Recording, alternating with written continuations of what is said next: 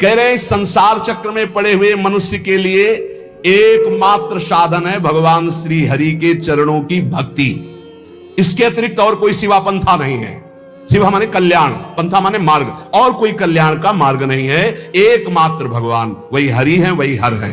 उन्हीं की भक्ति के द्वारा ही हम अपना संसार चक्र से उद्धार कर सकते हैं। जो रोज सत्संग सुनते हैं, जो रोज भगवान की चर्चा सुनते हैं, कानों में भर भर कर भगवान के नाम गुण लीला रूप का पान करते हैं, अमृत का, उनके हृदय से विषैला विष भोगों का उतर जाता है, हृदय शुद्ध हो जाता है। और जहां हृदय शुद्ध हुआ तो भगवान यही हृदय में प्रकाशित हो जाते हैं।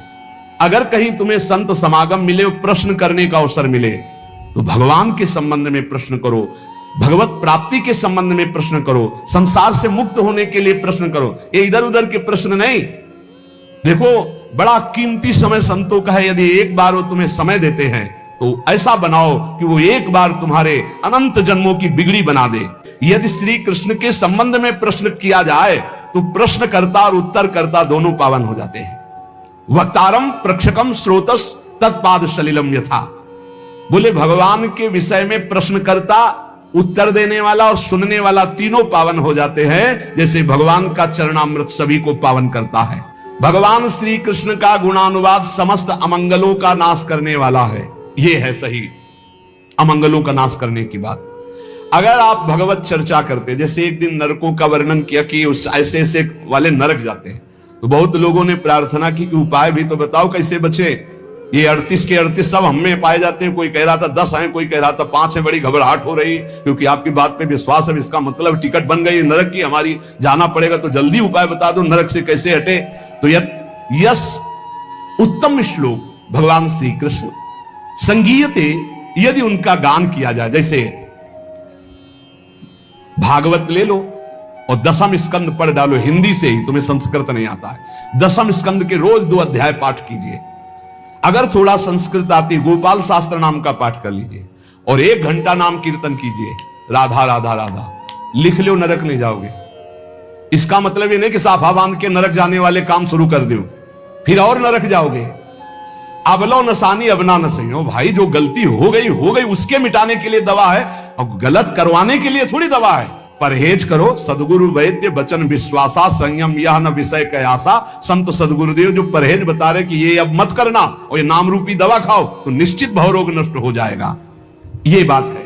अमंगल अशुभ प्रारब्ध नष्ट करने की सामर्थ्य किसमें? भगवान की चर्चा में, भगवान की लीला कथा में, भगवान के नाम गुणगान में। ये बिल्कुल संशय रहित बात है, बिल्कुल संशय रही बात। नित्य निरंतर जो भगवान का नाम जप करते हैं, लीला गुणानुवाद करते हो, जगत मंगल करने वाले होते हैं। ध्यान दीजिए, ये नामधेयम म्रियमाणातुरा, जो मरने जा रहा हो, चाहे पशु हो, पक्षी हो, मनुष्य हो, कोई हो, यदि वो नाम नहीं ले पा रहा तो आप सुना दो भाई, इतनी कृपा कर दे उस जीव के ऊपर तो तुम्हें बहुत बड़ा पुण्य होगा। मरणासन पुरुष को नाम सुनाने के बराबर त्रिभुवन में कोई भी पुण्य नहीं है, इससे बड़ा कोई पुण्य। जैसे कोई पशु पक्षी मरने जा रहा हो, नजदीक जाके राम कृष्ण हरि राधा राधा राधा सुना दिया, अब वो मरने जा रहा, घंटा 2 घंटा 4 घंटा 10 घंटा में भी मरेगा तो अब उससे कोई पाप होने वाला नहीं, वो भगवान को प्राप्त होगा, क्योंकि नाम कथन और श्रवण का एक ही फल होता है। तो बोले यन नामधेयम म्रियमाणातुरः, यदि मरने का समय हो, व्याकुलता का समय हो, नाम वो नहीं उच्चारण कर पा रहा, तो आप नाम कीर्तन उस समय कर दो तो यमदूत नहीं आएंगे, उसका मंगल हो जाएगा। ये बहुत बड़ा पुण्य करना चाहिए। आसपास कहीं सुनो कि कोई पधार रहा है तो रज ले, चरणामृत ले, जाओ उसके मुंह में डालो, कोई परिचय नहीं, हमें कोई परिचय नहीं, वो भगवान का अंश है, उसे भगवान की प्राप्ति करानी हो, जाके थोड़ी देर बैठ के राधा राधा राधा, घर वालों से कोई मतलब, और बस उठे और चला गए, उसका मंगल हो गया।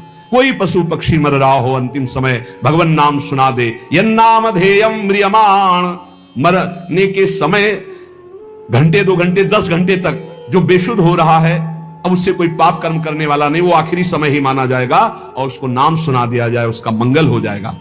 कोई बड़ी आतुरता में या गिरते समय या फिसलते समय या विवश होकर उच्चारण कर ले राधा राधा हरि हरि, तो कहते सारे कर्म बंधन उसके नष्ट हो जाते हैं। विमुक्त कर्मार्गलम उत्तमाम गतिम, वो उत्तम भगवत गति को प्राप्त हो जाएगा। पर हाय रे कलयुग, कितना चिल्ला चिल्ला के कहा जा रहा है, फिर भी लोगों की नाम में रति नहीं हो रही, नाम आराधना से विमुख हो रहे हैं, भगवत आराधना से विमुख हो रहे हैं। कलयुग में बड़े दोष हैं। जब परीक्षित जैसे महाभागवत की बुद्धि खराब कर दी और मरे हुए सर्प को उठा करके ध्यानस्थ ऋषि के गले में डाल दिया, तो सोचो और किसकी बुद्धि बख्शेगा। यदि नाम चल रहा है, नाम पाहरू दिवस निशी, रात दिन नाम का पहरा है, तो कलयुग के अभद्र प्रवेश नहीं करेंगे। ये वाणी जी हमारी कह रही। बोले जिते विनायक शुभ अशुभ विघ्न करे नहीं कोई, विघ्न करे नहीं कोई, डरे कलिकाल कष्ट भय, डरे कलिकाल कष्ट भय, हरे सकल संताप हरसि हरिनाम जपत जय। यदि नाम चल रहा है तो कलयुग का कोई प्रभाव नहीं होगा। कलयुग के बहुत दोष हैं, ये हर वस्तु को दूषित कर रहा है, हर विचार को दूषित कर रहा है। सब दोषों का मूल अंतःकरण का अपवित्र हो जाना है।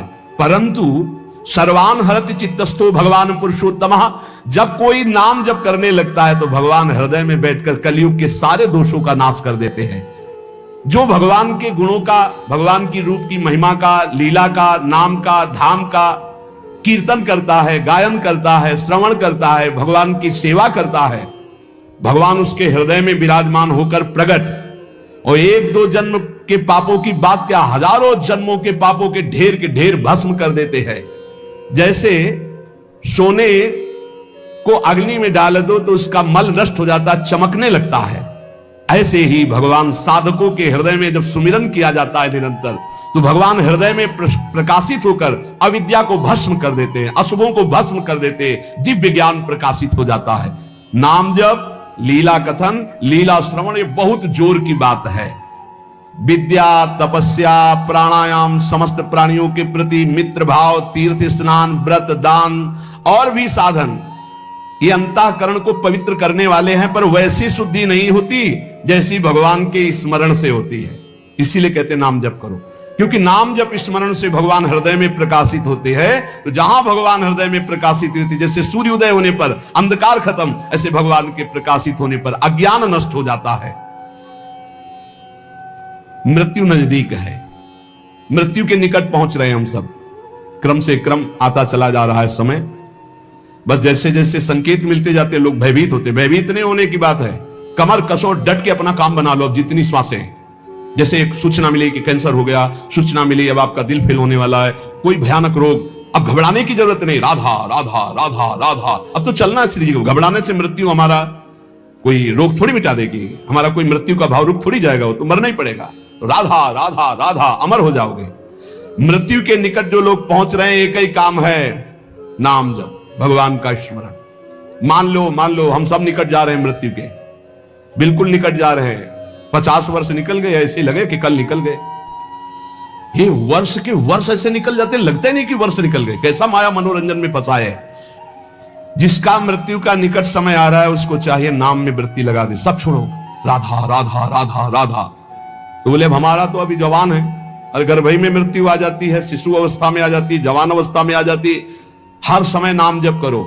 सबके परम आश्रय जब भगवान का नाम लिया जाता है और नाम लेते हुए शरीर छूटता है, तो भगवान की प्राप्ति होती है। अंतिम मति सो गति ही। राधा तो किशोरी जो मिल जाएंगी पक्का, नारायण बोला तो पक्का नारायण मिल गए।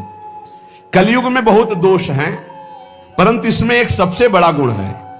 भगवान के नाम संकीर्तन से जो लाभ मिलता है वो किसी साधना से नहीं मिलता।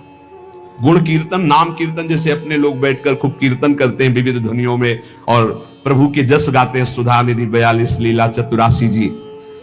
सतयुग में ध्यान करने से, त्रेता में बड़े बड़े यज्ञों से, द्वापर में विधि पूर्वक पूजा सेवा से जो फल मिलता था, कलयुग में केवल नाम कीर्तन से, नाम जप से प्राप्त हो जाता है। कलयुग का विशेष कृपा प्रसाद है।